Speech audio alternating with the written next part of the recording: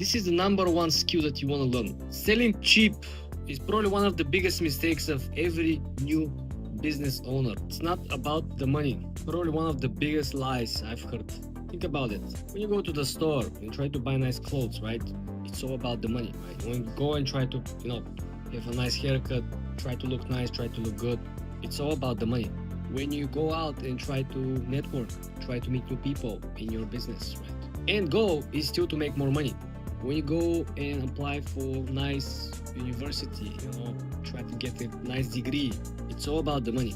When you go out and try to get a nice girlfriend or wife, in the end of the day, it's all about the money. Think about everyone who starts the business for the first time, they all do the same thing. They think that everyone could be their client, they want to reach everyone, they want to sell to everyone, and they want to sell cheap, right? Why the mindset of every new business owner is the same? Why 90% of these people fail? You know that every single day, 2,500 different businesses file for bankruptcy in the United States. And another 2,000 are started. Before the virus situation, every single year they had over 900,000 businesses simply file for bankruptcy. And in 2025, majority of the businesses which were closing were retail locations. And the number jumped from 2,500 a day to 15,000 a day. This is why selling cheap, and this is why doing business is noob as a brand new business owner, following the old way of doing business, it's usually not gonna get you successful. It will not differentiate your business or your product. Selling cheap creates this idea that everyone could be your client. But if everyone is your client, you don't really have the actual clientele profile. You want to exactly niche down who is your client, how much money they're making, where they're living, what kind of brands they're wearing, right? It's like you trying to sell a person who is buying Loro Piana a Zara jacket. Do you understand how ridiculous this will look like? The person will not going to be even interested. Or you're trying to sell a person who only drives a European cars, Mercedes, BMW, Audis. You try to sell this person, let's say, a Honda Civic or Subaru, right? It's simply not gonna get the deal done. This is why you wanna niche down the profile of your clients. Reverse engineering. You're not starting from the business, product or service, or starting with the clients. Who you can actually serve the best, who you know the best. Let's say I work on Wall Street for 6 years. I know Wall Street communities, people, employees, different levels, hierarchy. I know exactly who is wearing what, representing what kind of jewelries, what kind of rings, what kind of watches, what kind of suits. I know absolutely everything, what kind of shoes. Every single item that these people are wearing or possess represents something. So if tomorrow I said, okay, I'm gonna go into the commodity market, I'm gonna build a fashion brand or accessory brand only for men that are working on Wall Street. I know exactly who to target, how to target. I know exactly how much I should charge them. And I know that I should charge them a lot. I'm not gonna charge them cheap. I'm not gonna charge them $100 for a button-down shirt. I'm not gonna charge them $400 or $500 for a suit. Why? Because when they pay more money, they feel that they're getting something unique. This will give them personal satisfaction and will give them more motivation and will make them even more arrogant over the other people on Wall Street because they can have what they own. Understand? The diversification of different pricing, different items, having everything that is specifically, uniquely satisfying a particular person is what makes you different. It's not that you're selling $5 cheaper than somebody else. Because especially during the big national holidays, you can walk through the mall and you can find brands that no one actually cares. I'm not gonna name them. I don't want to downplay their heritage or whatever. But the brands that are over here on the tier list might have 40-50% off. But the big brands that everyone knows and everyone is always want to buy something, but it's always so expensive, they might have 60-70% off, and you might be able to buy the much higher tier brand instead of buying the cheapest, the highest discount at the very moment. It happened to me. I haven't purchased full price or paid full price for absolutely anything, and I only own stuff that I like. I don't buy stuff because it's cheap or it's on deal or it's on sale. I only buy stuff that I first of all need and I like, right? This is why your biggest leverage in the competitive market that is pretty saturated, it's always to first of all niche down, know exactly who is your client, who you're talking to. This will help you to know how to price your items. This will help you to craft and design the product or services. This will help you to create a very effective marketing campaign. You know exactly who to hire to promote your product or service. If you hire some bimbo to promote my jackets and suits to the Wall Street guys, nobody will care. No one take her serious. It's a wild west out there. You're going to hire somebody that looks like Patrick Bateman from American Psycho.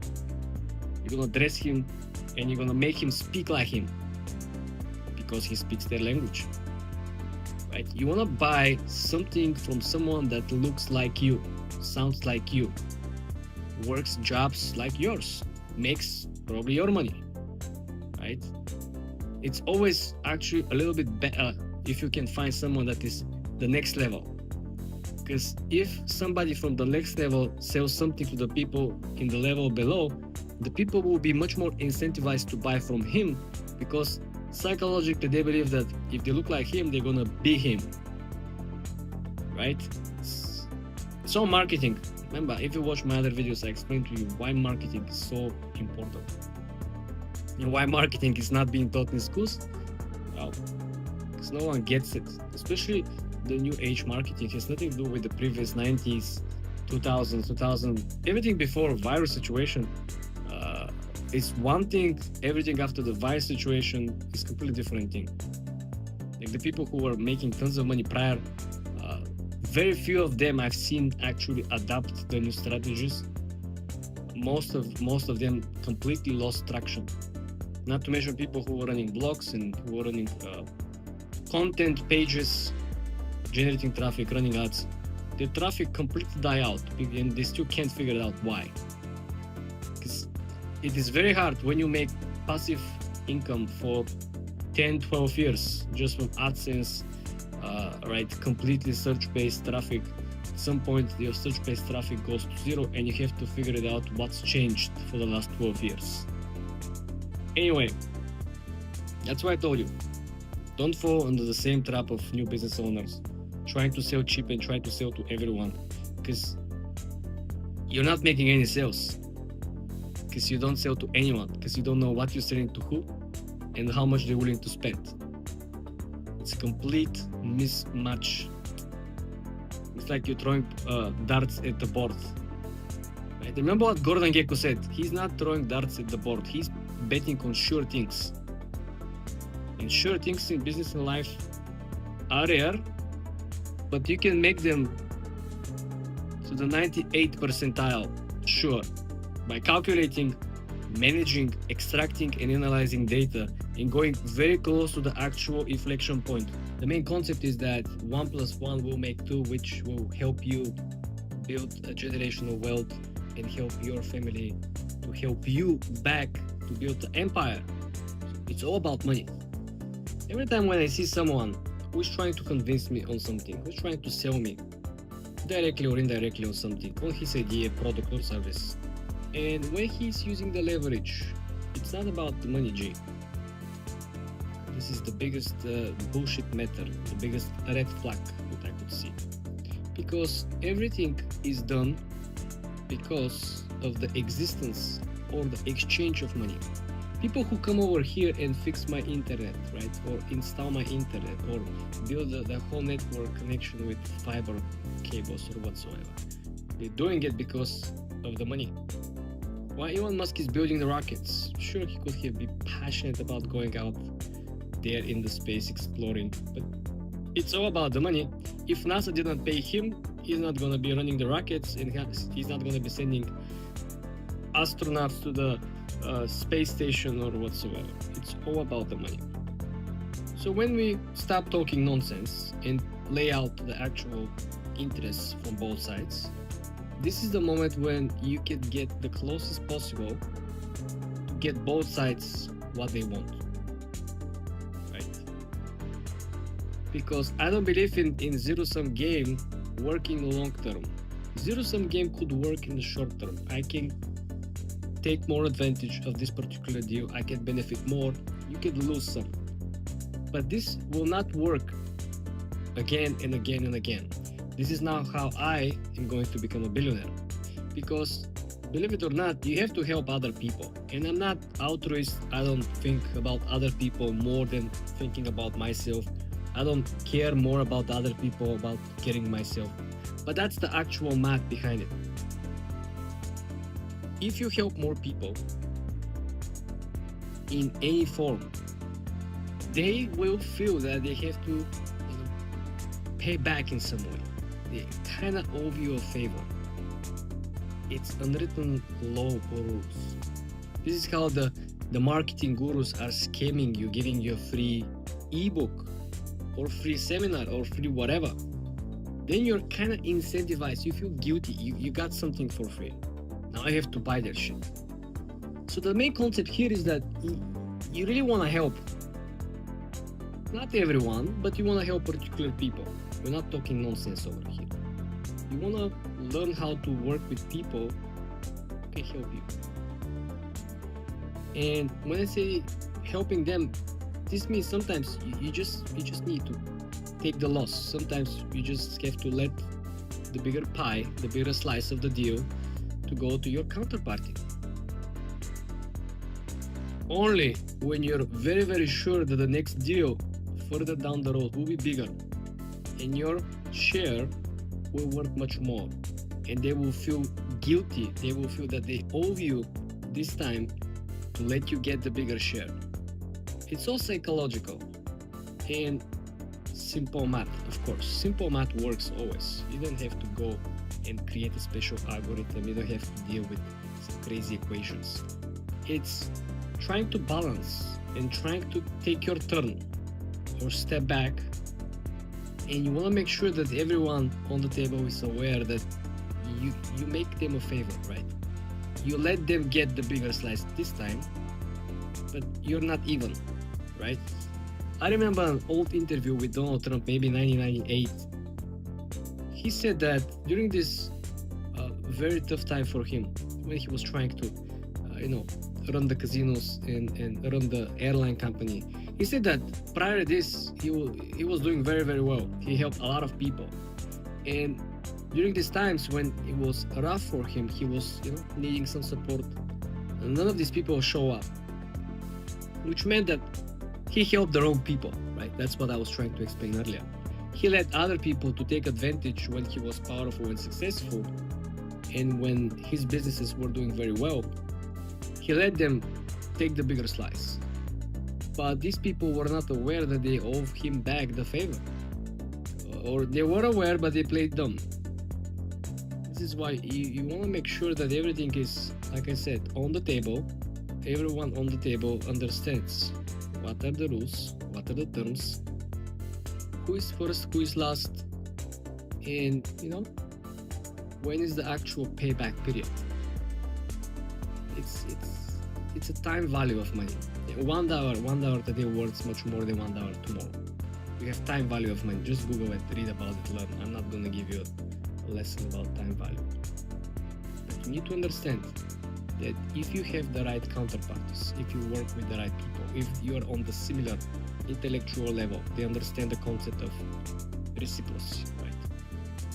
You get what you give, and further down the line, you may be able to get rewarded more for what you give, in a way in which your return on the invested time, effort, or probably sometimes you decided to take a loss, is much greater, the overall return. This is why I said that zero-sum game will not work for people who want to become a billionaires. Zero-sum game works for the small scams or schemes, people who try to make a couple $100,000, try to make $5 to $10 million. This is why all these crypto schemes, crypto scam coins, all these fake communities, everything runs to a certain number. Remember, pay very close attention. Just look at them. All of them run to a certain number, around $10 million, and everything crumble. Why? Because the economy of scale stops working in favor of the creators when the scheme hits certain limitations. Because when you hit the $10 million, to grow exponentially to 50 or 100 million, you need to attract bigger fishes, people with more money. And people with more money are not dumb. It's people with $500, $600, $10,000, $1,000 who invested, who got tricked into buying the coins or buying the scheme. So the larger the sum of money as investment you need to roll over, right? The smarter people are actually coming in. And these people are doing due diligence. These people have teams to evaluate projects. This is why I said that when you try to network or try to establish partnerships, you want to make sure you have the similar IQ level in the table. You don't want to have people who pretend to be smart, think they're smart, but they're actually very dumb and try to play the short-term game, trying to scam you over, try to essentially take advantage of you, the people who didn't return the favor of Trump, right? So this is why you want to make sure that you really understand the people who you're facing in business level. You want to understand their capabilities, not only financial, we're talking about intellectual involvement, how much they were really involved in building their businesses. Did they simply bought out the business from some genius and now they pretend to be the business mind behind it? Or they really were the founder? They were there in the first early days, like the Jensen Huang. It was the first days of NVIDIA. 3 guys started NVIDIA. If you don't know the story, they were passionate about video games. The video games back then were one-dimensional, and they said, how cool would it be if the games are 3-dimensional, and they built the special chips that allow the game to actually render in 3D. Unfortunately, the world has turned out to be like a bar. You know how in the bar you need to take the attention of the bartender to serve you, right? You need to learn how to take attention. If you don't know how to get attention, you're not going to be able to get clients for your business. Complete professional success depends on attention, because we live in an attention economy. And on the personal side, things are completely matching. It's the same experience. It is very hard to get attention as an individual, to find a partner, find a girl, find a wife. You need to learn somehow to start getting attention. You do understand that you're actually making Wall Street every single day rich, right? You do understand that if the individual investor is not on the market directly or indirectly through the pension funds, Wall Street, to be able to make money, has to trade against Wall Street. And when you put all the smart guys in one room, no one will bet anything, because they all know the game. Whoever speaks first, whoever acts first, loses. Some people get attention by being crazy.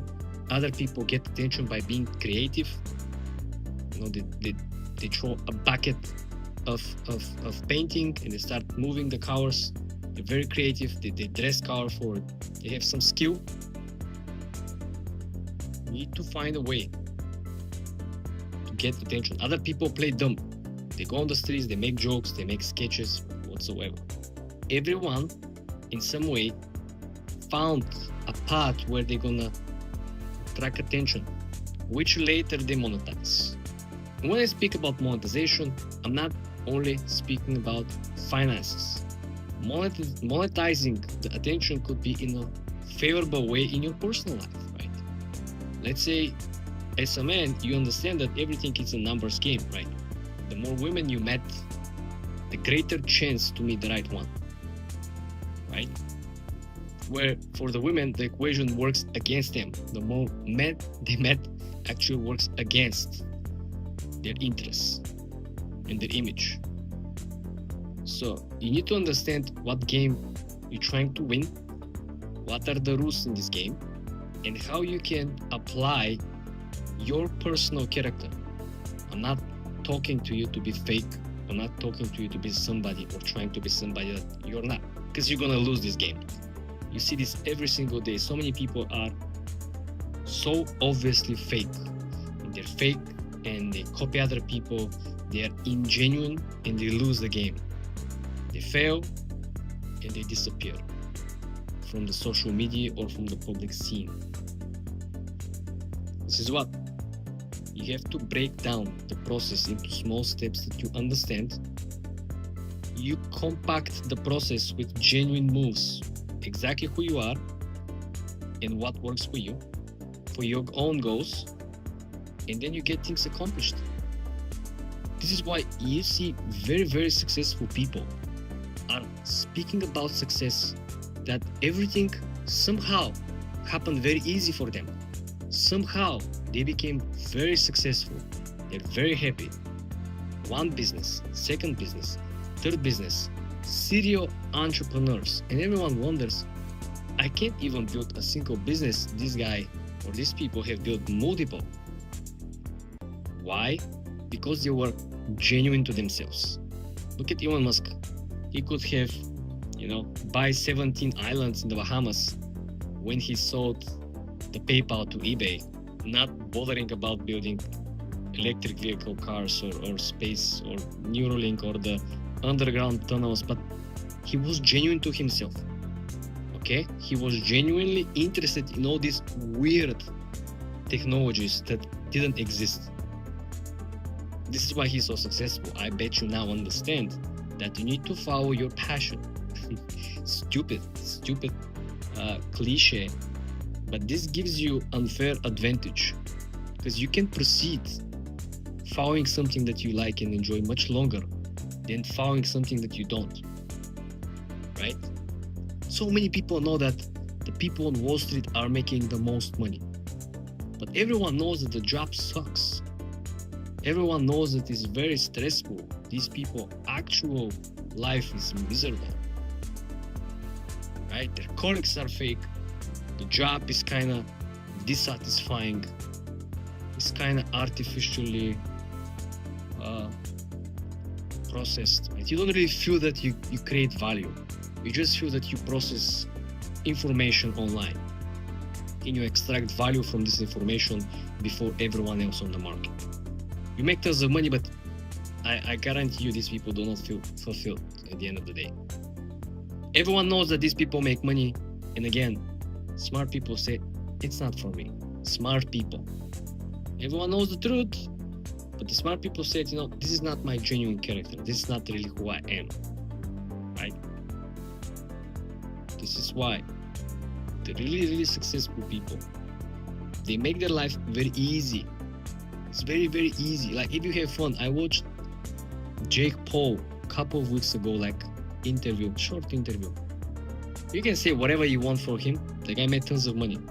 And he made tons of money by having fun.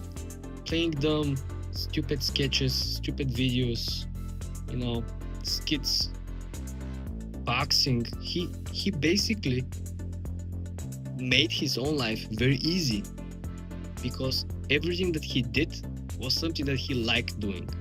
He liked making jokes. He liked making feel stupid. The stupid guy on the video or the stupidest guy in the room. He didn't care. And this is probably the two levels that actually send him in completely different level. Even Andrew Tate doesn't make fun of him anymore. He said, I respect Jake Paul, I respect this, I respect that. Again, you can even learn from Jake Paul, regardless of what people say. He didn't care what people said. Number one reason for success. If he was listening, paying attention, what the media, what this, what that, he wouldn't be where he is right now. Second thing, his brother was more successful than him, and he was able to escape from his shadow. Again, it takes a character to build the character. And now you can bet he's more famous than his brother.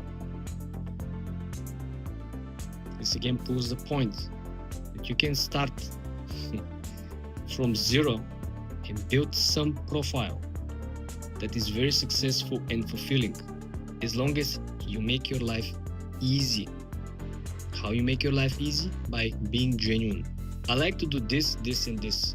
If there's an opportunity where I can actually work in these niches, I will put all of my time, all of my energy, and I will provide as much as information or value or quality if I sell products or services, because I really don't mind. Same thing Steve Jobs. he enjoyed doing the marketing. Simple layout, simple packaging, very clean design, big picture, less words. Remember when they released the first MacBook, it was just one Endo, and it was the MacBook halfway through, and it says the world's thinnest MacBook. Remember, there is no interest, there is no intrinsic interest for these other people that you don't know to help you make money. There is no interest for them to share with you what is good or bad investment. There is no interest for these other people to actually share with you what they're doing, what they're buying, what they're selling, what they're holding. They don't earn anything by letting you in. And remember, if you watch the Wall Street movie part 1, Gordon Gekko said you're either in or you're out. There is no middle position. So if you're not on Wall Street within the general source of information, you're outside. Meaning everything that you will hear, CNBC, Yahoo Finance, Bloomberg, even if you have Bloomberg terminal, you think that you have a prime source of information that is actually real-time available and will help you to do something that no one else will be able to take advantage at the very moment? No. The main idea, I don't want to use specific terms, but every single trade requires exit liquidity, requires a particular amount of funds to be put on the market on the buy side, so all the Wall Street will be able to sell. If there is no buyers and sellers on the market, then you have these people that you see on Wall Street walking around, the market makers with the small tablets, right? They're making the market. Their job is to buy on the market when no one wants to buy. There's a crash, they have to build liquidity. And their job is to sell when no one else wants to sell. Because the stocks are going higher, people are greedy, they don't want to sell. But there are other people on the other side who want to buy at the very moment. But if there is no liquidity, if there are no shares, you cannot buy. Understand? So to go back to the original example, that Wall Street needs you to be on the market, active, regardless, managing your own portfolio, picking stocks, or investing through your retirement account, through your probably pension fund. The main idea is that you simply cannot rely on the information that is provided for single security, for overall industry or niche, because you are always behind. And on the financial markets, information is absolutely everything. Information is more important than capital. This is what a lot of people think. A lot of people say and believe that you need money to make money. No, you need information to make money. Because if you have the right information and if you're sure about this information, people can go and get a loan. You can go and get a personal loan, not a financial advice, if you're 100% sure that something is going to happen. But if you flip the scenario where people say you need money to make money, yes, you might have capital, you might work for 5 years, saved up some money, but if you don't have the information, you're still one of many on the market, helping Wall Street to get richer and richer. And remember, Wall Street is not only making money actively or proactively trading against you or bringing you on the market. Wall Street also makes money on the actual infrastructure where there are small fees here and there. You may be using your investment bank, or you might be using the brokerage that is attached or created or managed by your bank. And there are small fees associated with this, right? So they're always passive way of Wall Street profiting from you. And remember, for people who are not so sophisticated or really interested to study the markets, they buy a basket of stocks, they buy the ETFs, they buy S&P 500 for the US market, and they buy separate ETFs for the Chinese tech market. They want to get the full exposure. And each one of these are actually very, very interesting and pretty diversified options, but each one comes with different expense ratio. How much this particular ETF charges you to manage your portfolio. And if you look at the American most famous ETFs that track and match the performance of S&P 500, you see a very little 0.2, 0.3, 0.4%. When you look at the ETFs that are linked to the Chinese tracking technology sector, you will see expense ratio of 0.28, 0.30, 0.40%. And this all adds up, because if for 2025 a lot of these Chinese ETFs outperform, let's say the VTO or VOO, right, the American markets, the Vanguard ETFs, comparison is between 15% on VOO or VTO, the American stock market S&P tracking ETFs, versus 28-30% for the Chinese tech sector. Sure, the market is much smaller, the velocity of money is greater, the government in China also pumps much more money into the economy. But having all this information, you can really make a much better decision. Sure, let's say 1 year, your cost expense for being an owner of this ETF will be around $200, $280 on the Chinese ETF. But if this particular ETF return you double the money of the American one, it's only $20-$25.6. But if the return is double, let's say you put 100,000 on the Vanguard ETFs, you made 15%, you made $15,000. You made 15% on the 100K, it's $15,000. Same $100,000 on the Chinese could be 28, be $30,000. Sure, you paid greater fee, $200+ per year for expense ratio, but you definitely get a greater return. And this is not the rule of thumb, right?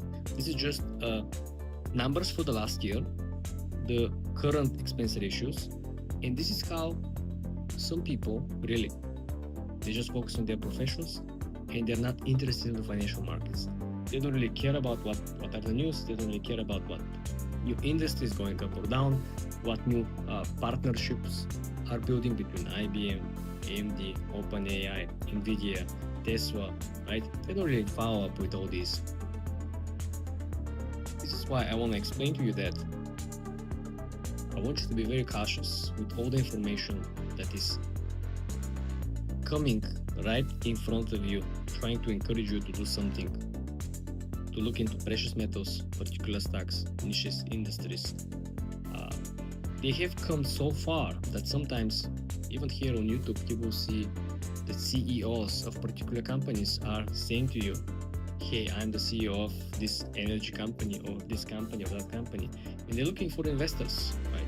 This is how far have come to look for something like this. So be very careful and cautious, and do not ever put more than 10% trust in anything that you see on the financial media.